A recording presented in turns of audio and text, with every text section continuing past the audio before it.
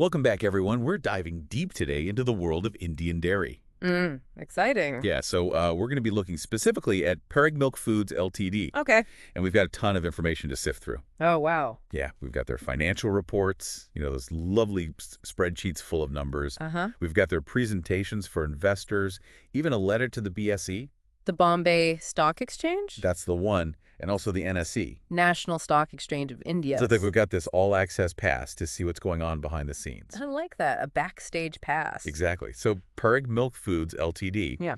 They just dropped their results for Q2 of fiscal year 2025. All right. And things are looking pretty darn good, I gotta say. Oh, yeah. Oh yeah, their revenue jumped by 9.2% compared to last year. Wow, that's a pretty significant jump. It is. It is. They hit a cool INR 871.31 crores. Okay, so they're definitely not hurting for cash. No, they are not. And what's driving this growth? Well, they're really strong in their core categories. Those traditional dairy products like cow ghee and cheese. Right, the staples. Exactly. Yeah. They really cemented themselves as leaders in those areas. But what's really eye-catching is their new age business segment. Oh, interesting. Tell me more about that. Well, think brands like Pride of Cows, Yeah. the premium milk and ghee. Uh-huh. And then there's Avatar, their plant-based protein line. Okay, so they're tapping into those newer trends, too. Absolutely. And Avatar is just exploding right now. Their revenue has quadrupled since last year. Quadrupled. That's incredible. Isn't that wild? And get this, over half of their sales for Avatar are happening online. Wow, that's a smart move. It is. They're really leveraging that digital space. So they're not just riding the wave, they're like ahead of the curve. Exactly. Yeah. So you got to wonder, what's their secret sauce? Yeah, what are they doing right? Well, they've been really focused on building their brands, making sure people recognize and trust them. That's crucial. And they're expanding their retail presence, trying to get their product in front of as many customers as possible. Makes sense. And they're also really good at keeping costs under control, streamlining their operations. Right, gotta watch the bottom line. Absolutely. Yeah. Their goal is to reach a mind-blowing 13 to 15 lakh retail touch points by 2027. That's ambitious. That is. But let's not forget that the dairy industry is a tough business. Oh, yeah. There are definitely challenges. One of the biggest ones is milk prices. Right. They can be so unpredictable. Exactly. This quarter, they were actually down 8% compared to last year. Oof. That can really impact the bottom line. It can, but there's a silver lining. They did go up 4% compared to the previous quarter. So a little bit of a rebound. Exactly. So it's a bit of a roller coaster ride. It is. And speaking of important decisions, the same day that they announced these great results, their board met and approved some pretty big moves. Oh, really? Like what? Well, they're buying land buildings and assets from Western Hill Foods Limited. Okay, so they're expanding. Exactly. It's going to cost them a cool INR 20 crores. Wow. They're putting their money where their mouth is. They are. And on top of that, they're thinking about selling their Sonopat plant. Interesting. What's the thinking behind that? Well, we don't have all the details yet, but it makes you wonder what their long-term plan is. Yeah. Are they shifting gears? Focusing on something new? Lots of questions still to be answered, but it definitely shows they're not afraid to make big changes. Bold moves. But hey, you know something else that impressed me? What's that? Their commitment to something bigger than just profits. They've got this strong ESG framework. ESG. Fill me in. It stands for environmental, social, and governance. It basically means they're thinking about their impact on the world around them. Oh, okay. So it's like sustainability and ethical business practices. Exactly. They're working on reducing their carbon footprint, managing waste responsibly, and treating everyone in their supply chain fairly. So they're not just making delicious dairy products. They're trying to do it the right way. Exactly. They're thinking long term, and that's something I really admire. Me too. Now, before we get lost in a sea of numbers, Fun part. I think it's a good idea to define some key terms, just to make sure everyone's on the same page. Good thinking. Sometimes we can get caught up in the jargon. Right, so let's talk about things like PBT and PP. Profit before tax and profit after tax. Exactly. We'll demystify those and other important financial terms so everyone can follow along. Sounds good. Ready to get into the nitty-gritty. Absolutely. Let's crack open their statement of standalone financial results and see what treasures we can find. Let's do it. This statement breaks down their performance for Q2 of FY25 in detail. Okay, so this is where the story behind those impressive revenue and profit numbers really starts to come alive. You got it. One thing that jumps out at me is their other income category. It's pretty tiny compared to their revenue from operations. Good observation. That tells us that their main moneymaker is their core business. Actually producing and selling dairy products. So they're not relying on side hustles? Exactly. It's generally a good sign that they're focused and doing what they do best. Okay, makes sense. Now let's flip the coin and look at their expenses. What catches your eye? Well, as you'd expect for a dairy company, the cost of materials consumed is a biggie. They need a lot of milk to make all that cheese and Oh, ghee. for sure. So when those milk prices fluctuate, it can really hit their wallet. Absolutely. Remember those price swings we talked about? Yep. This is where they really come into play. Right. It looks like their employee benefits expense has been pretty stable, but their finance costs have gone up since last year. That's worth noting. To really understand what's going on, we'd need more context. Okay, so it could be because of new loans they've taken out for expansion. Could be, or maybe higher interest rates are a factor. The key is to figure out if this increase is sustainable over time. And if the revenue growth they're seeing is enough to offset it, Exactly. It's all about finding that balance. makes sense. Their statement of assets and liabilities gives us a snapshot of their financial health at the end of Q2. A financial selfie. Yeah, something like that. What are the key takeaways here for you?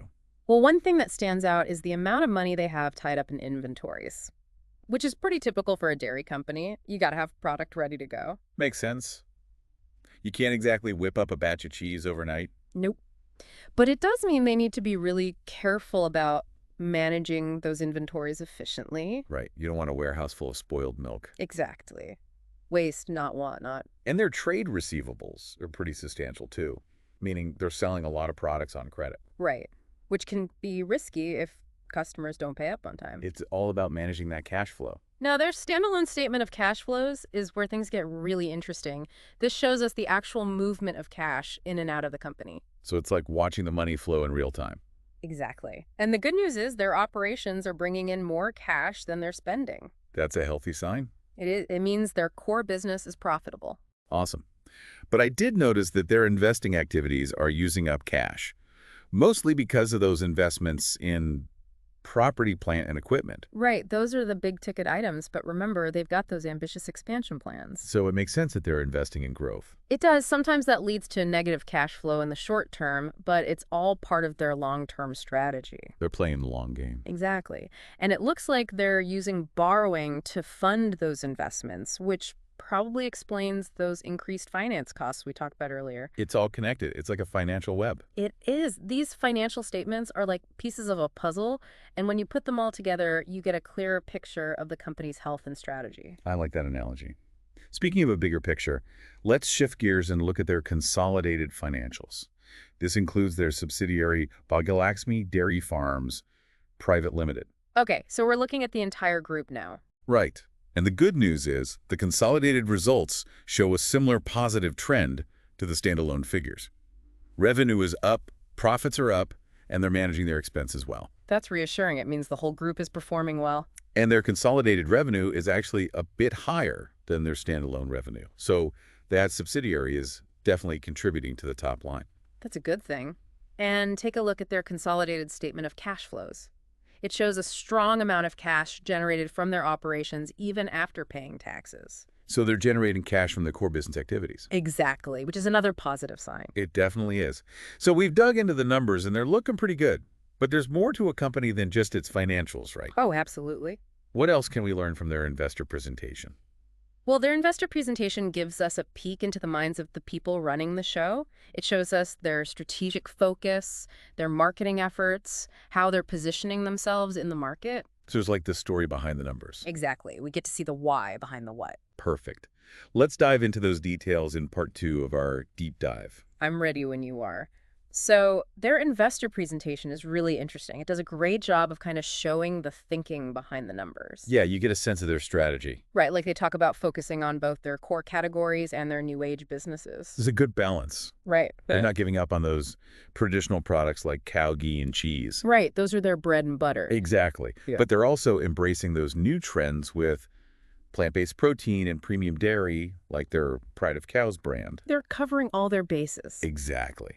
And they're not just passively following these trends, they're actively shaping them through some pretty smart marketing. Oh, yeah, like that campaign they ran during Khan Banega Kurapati, KBC. That's a good one. Seems like it really paid off. It did. And they also really highlight their integrated business model in this presentation. Right. They control everything from sourcing the milk to processing it, distributing it, even branding it. It's like a dairy version of farm to table. That's a great way to put it. And that kind of vertical integration gives them a lot of control. Oh, yeah, for sure. They can manage quality and costs more effectively since they're not relying on a bunch of different suppliers. It's all in-house. And speaking of control, they're really committed to expanding their retail network. Oh, yeah. We talked about that ambitious goal of hitting 13 to 15 lakh retail touchpoints by 2027. I mean, that's huge. It is. It suggests they really want to dominate the Indian dairy market. They're not messing around. But of course, that kind of growth comes with challenges. For sure. Managing the logistics and the costs of such a rapid expansion, that'll be key. And let's not forget their commitment to ESG. It's Yeah. not just a buzzword for them. It's baked into their operations. Exactly. They're taking concrete steps to reduce their environmental impact, support their farmers, and maintain high ethical standards. And they're being recognized for it, too. Ah! Right. They won that FE Brandigon ACE award for their marketing and branding. Oh, yeah. That's a pretty big deal. Shows they're walking the walk. Exactly. So overall, Parag Milk Foods is looking pretty strong. I'd say so. Their financials are great, their growth strategy is bold, and their ESG commitment is commendable. But let's zoom in on one specific part of their investor presentation. Okay, which part? The chart showing soft milk prices. Ah, yes. This chart provides some really important context. What do you mean? Well, it shows how much milk prices have been fluctuating over the past few quarters. Which directly impacts their costs. Right. Exactly. Remember we talked about how the cost of materials is their biggest expense? Right. And they mentioned that milk prices were down 8% year on year in Q2, but up 4% compared to the previous quarter. It's a roller coaster. Yeah. And that's something they'll have to manage carefully. Yeah, those price swings could really eat into their profits. Especially as they expand their operations. So it's a delicate balancing act. They've also included some data on their average volume handled per day. And it seems to be trending upwards. Yeah, which means they're processing and selling more milk. Which is a good sign, right? It is. It aligns with their revenue growth and suggests that demand for the products is strong. But There's always a but. the key is to make sure that increased volume translates into profitable growth. Especially with those milk prices all over the place. Exactly. So they need to keep an eye on their costs while also ramping up production. It's like juggling chainsaws. A bit. So to recap, we've talked about their financial performance, their growth strategy, their ESG initiatives. And we've even peeked into the milk price crystal ball. Exactly. They've given us a lot to consider. They have, but their journey isn't over yet. There are still challenges ahead. Right. The road to success is rarely smooth. Exactly. So let's shift gears now and think about some of those potential bumps in the road in our outro. Okay, so we've seen that Parag Milk Foods is doing pretty well right now. Yeah, they've got a lot going for them. But business is never a sure thing. Nope, there are always challenges. What are some of the things that could trip them up in the future? Well, for one thing, the competition is heating up, especially in that plant-based protein market. Right. Avatar is doing great now, but can they keep that up as more players enter the game? That's a good question. They'll need to keep innovating and stay ahead of the trends to stay on top. No resting on their laurels. Exactly. Another thing to watch out for is those milk prices, Yeah, that roller coaster ride could really throw a wrench in their plans. especially as they scale up their operations. Those price swings could squeeze their margins. It's a tough balancing act. And then there's that whole Sonopet plant situation. Right. We still don't know what their plan is there. It's a bit of a mystery. Are they shifting gears, freeing up resources for something else? Time will tell. And speaking of expanding their reach, they've got their sights set on new markets. That's right. They're thinking big. Going global is no walk in the park, though. Definitely not. There are a whole new set of challenges to consider. Like adapting to different tastes and preferences, figuring out the logistics of operating in new countries. And they'll need to make sure they can maintain those high ESG standards as they grow. It's a lot to handle. And one final thought. How will they actually measure the impact of their ESG efforts? Yeah, it's great that they're committed to doing good, but how will they show the results? Transparency and accountability will be crucial. Consumers want to see proof that companies are living up to their promises. Absolutely. So while Parag Foods has a bright future, there's still a lot of work to do. They're facing a dynamic market, and their success will depend on how well they navigate these challenges. It's a fascinating story to follow. It is. And it reminds us that behind all these numbers and business decisions are real people trying to make a difference. Well said. So there you have it, folks. Our deep dive into the world of Parag Milk Foods Ltd. We hope you learned something new. and that you'll keep exploring and asking questions. Keep those brains buzzing. Thanks for joining us. Until next time.